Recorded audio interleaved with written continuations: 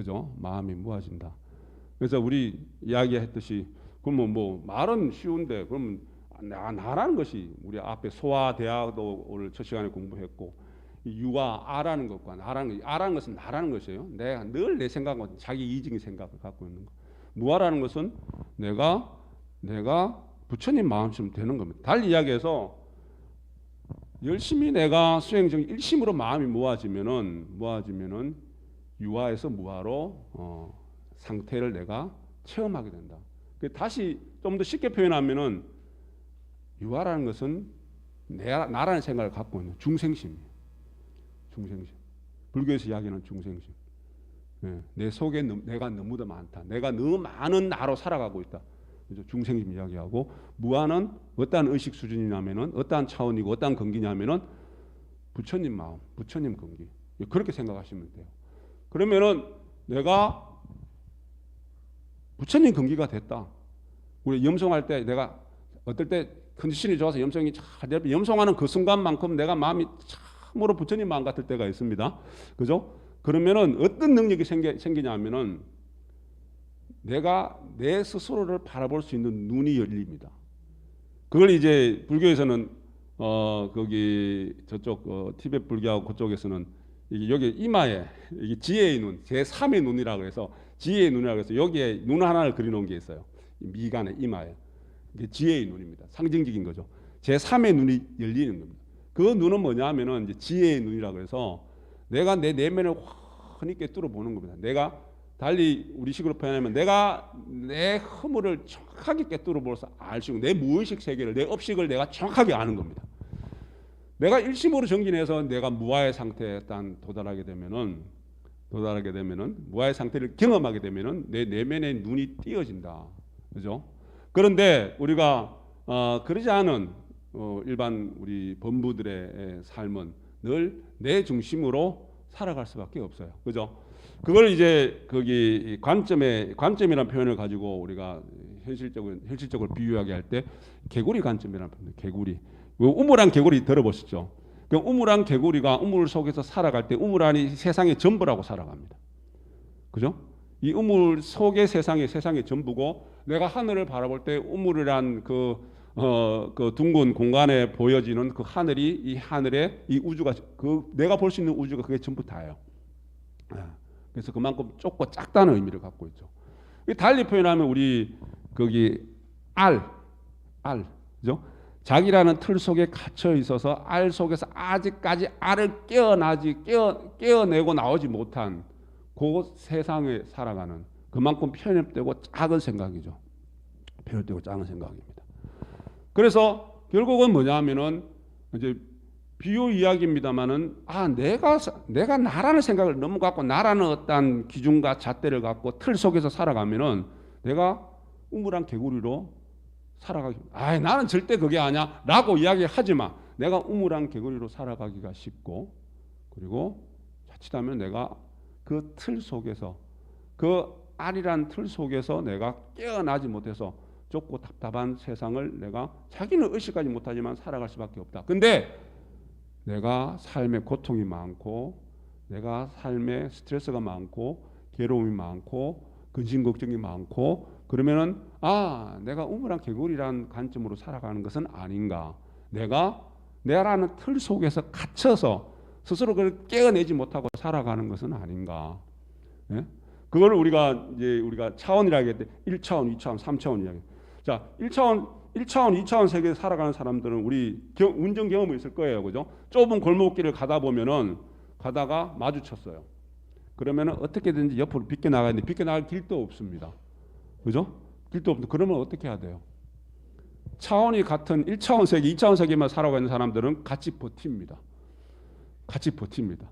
그죠? 오도 가도 못합니다. 자, 그러면은 내가 상대보다 한 차원이 높기 위해서는 어떻게 해야 됩니까? 내가 후진해주면 됩니다. 후진해주는 사람이 차원이 높은 사람입니다. 후진해주는 사람. 그죠? 우리 왜 초등학교 요즘 그런 내용이 있는지 모르겠습니다만은 외나무 다리에서 양인가 염소가 2마리 지나가다가 서로 맞부딪혀서 싸우다가 물에 떨어지는 또 그런 차원이 있고 그리고 한 놈이 뒤로 비껴주는 그러한 차원이 있고, 한 놈이 납작 엎드려서 등을 밟고 지나가게 해서 그 위에 후로 지나가게 하는, 예, 그러한 차원입니다. 우리 의식 수준이, 우리 차원이, 내 근기가 어떤 근기인지, 예, 그죠?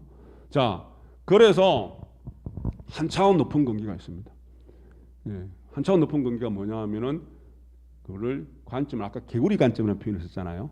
이 심리학에서 새의 관점이라는, 새. 예, 새라는 것은 뭡니까? 아래에서 깨어나온 겁니다. 아래에서 깨어나서 하늘을 높이 나눕니다.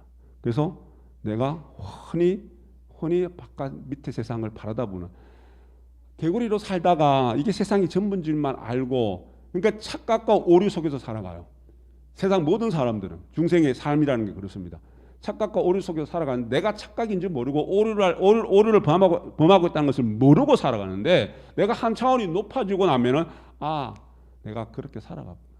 우리 보살님 각자 마음 공부를 하다 보면은, 내가 이게 깨친다는 것이고 참회가 된다는 것이 뭐냐면, 내가 그렇게 어리석게 살아갔구나라는 것이 자주 내가 그게 깨쳐져야 돼요. 깨쳐져야 됩니다. 그런데 내가 열심히 공부하고 열심히 불공하고 염송하고 신공을 하게 되면은 그런 깨침이 옵니다. 네. 내가 참 어리석었구나. 내가 참 좁게 살아갔구나. 내가 함부로 살아갔구나. 왜? 이제는 나의 관점이, 내 차원이, 내 수준이, 내 근기가 한 단계 올라가 있기 때문에,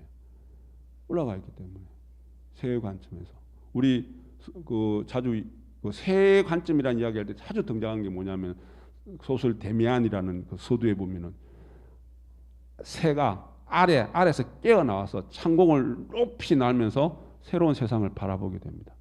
아래에서 깨어난다. 아까 이야기했다시피 나라는 틀 속에서 내 기준과 내 잣대와 내 고집이라는 것을 깨어버리고 나와서 한 발 뒤로. 그래서 우리 바둑 이야기 첫 시간에 한 거예요. 나라는 생각을 놓아버리고 바닥에 한 발 뒤로 나와서 보면은 새로운 어떤 묘수가 보인다는 거예요. 그게 지혜가 밝아진다는 거예요. 제3의 눈이 밝아진다는 거예요. 결국은 그게 바로 무아의 마음이고, 그게 결국은 나라는 집착을 내려놓는 마음이고, 그게 부처님 마음이라는 겁니다. 그죠? 부처님 마음이라는 겁니다. 근데 우리가 본분은 모릅니다. 왜? 내가 차원이 높아져 봤어야지 아는 거예요. 아까 얘기했다시피 내가 그 차원에서만 살면은 내가 지금 오류를 범하고 있고, 내가 내 고집만 하고 있고, 세상 모든 것을 바라볼 때 내 기준으로만 바라보기 때문에 내가 옳습니다. 내가 옳아요.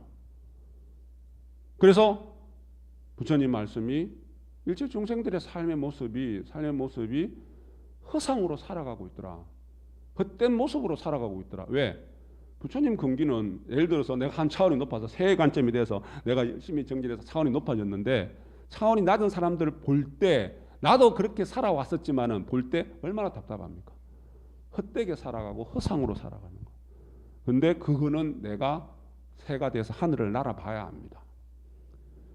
우리 군뱅이가 있잖아요. 매미 땅속에서 뭐 6년과 7년을 살고, 그래서 한 달 정도 살기 위해서 나무 위로 기어 올라가서 군뱅이가 허물을 남기고, 그죠? 거기 매미가 되잖아요. 그죠? 매미가 되죠.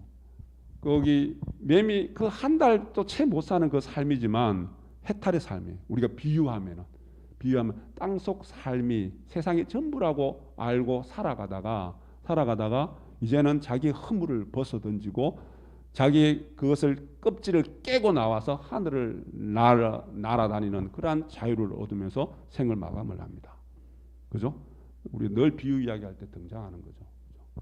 자, 그래서 우리는 공부를 한다는 것은 우리 첫 시간에 이야기했던 것처럼 이 마음 공부를 통해서, 심공을 통해서 내가 걸림없는 사람이 되고, 기뻐할 때 기뻐해도 기쁨에 물들지 않고, 슬퍼도 슬픔에 물들지 않고, 분노가 일어나도 분노에 물들지 않고, 그리고 한없이 가볍고 무겁지 않은 수월한 그러한 삶을 우리가 살아갈 수 있다는 겁니다. 이 공부를 통해서.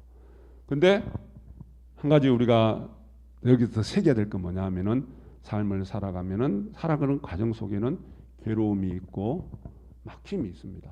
근데 괴로움과 막힘을 멀리하고 두려워하고 벗어 던질 것이 아니라 괴로움이 있고 막힘이 있고 뭔가 걸림이 있을 때 내가 요거 뛰어넘으면은 내가 한 차원, 내 경기가 한 차원 올라서겠구나라는 것을 아셔야 돼요.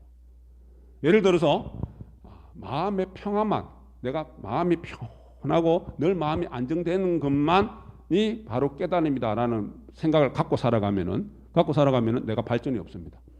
자, 비유 이야기로 어린아이가 배가 고파갖고 젖먹이 아이가 배가 고파서 막 울고 있는데 그냥 배가 고플 때는 밥을 줘야 되는데, 젖을 줘야 되는데, 우유를 줘야 되는데, 우유 줄 생각은 안 하고 제 얘기만 합니다. 어떻게든지 제이려고. 울지 말고 조용히 잠자라고. 그러면은 그 아이는 배가 고파서 죽고 맙니다. 그래서 아까 이야기했다시피 살아있는 생명이기 때문에, 나도 살아있는 생명이기 때문에 마음이라는 것은 늘 움직일 수밖에 없고 불편함이 있을 수밖에 없고, 그죠?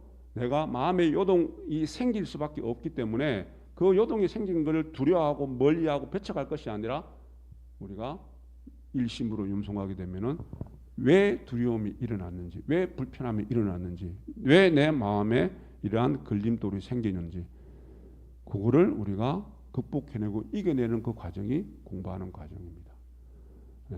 우리 실행론 말씀에 문자경과 참경이 있습니다. 참경은, 진짜 경은, 문자경은 지금 우리 여러분들 앞에 놓여있는, 보살님 각자님들 앞에 놓여있는 책입니다. 경전들이 문자, 글로 새겨진 경전. 참경, 진짜 경전은 어디 있다 그랬습니까? 우주 속에, 자연 속에, 인생 속에, 생활 속에 있으니까 실천 정독으로 내가 읽어가야 됩니다. 내가 몸소 실천하면서 우주의 진리, 자연의 어떠한 그런 모습, 인생의 삶의 그 과정 속에서 생활 속 하나하나에서 내가 체험 정독하면서 읽어가는 겁니다. 그게 생활불교고 실천불교입니다.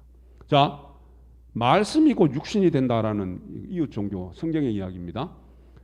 하나님 말씀이 곧 육신이 돼서 오직 예수님을 통해서 실현된다. 네? 말씀이 육신이 되는 건데, 우리 부처님 가르침은 오직 하나님만 그러는 것이 아니라 각자 개인 하나가 전부 다 내가 곧 진리의 육신이 되는 겁니다. 말씀의 육신이 될 수 있는 겁니다.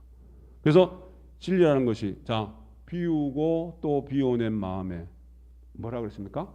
님의 뜻 채운다. 부처님 뜻을 채운다. 내가 내 마음을, 나라는 것을 자꾸 비워내는 그 마음, 공개된 그 마음에, 텅 비어진 그 마음에 내 뜻이 아니라, 나의 의지가 아니라, 내 생각이 아니라 부처님 생각과 부처님 뜻과 부처님 가르침을 자꾸 채워나갈 때 나는 가벼운 삶을, 자유로운 삶을 살 수 있다 그랬잖아요. 그게 뭐냐면은 부처님 말씀이, 진리의 가르침이 곧 육신이 된 겁니다. 누굴 통해서? 나를 통해서. 그래서 진리가 살아있는 진리가 되면, 책에만, 경전에만 놓여있는 죽은 진리가 아니라 진리가 나를 통해서 숨을 쉬고 나를 통해서 살아 움직이는 진리가 되어가는 겁니다. 부처님 말씀이 나를 통해서 육신이 육화가 돼서 살아 움직이는 참 진리가 되는 겁니다. 그거 우리 보살님 각자님 실현하셔야 됩니다. 왜? 실현하면 부처님은 좋은가요? 부처님이 내 부처님으로 내가 살아가기 때문에 어떠한 환경과 어떠한 조건 속에서 내가 여유롭게, 자유롭게, 내가 수월하게, 가볍게 이 인생을, 내 인생을 살아갈 수 있습니다. 진원봉독합니다.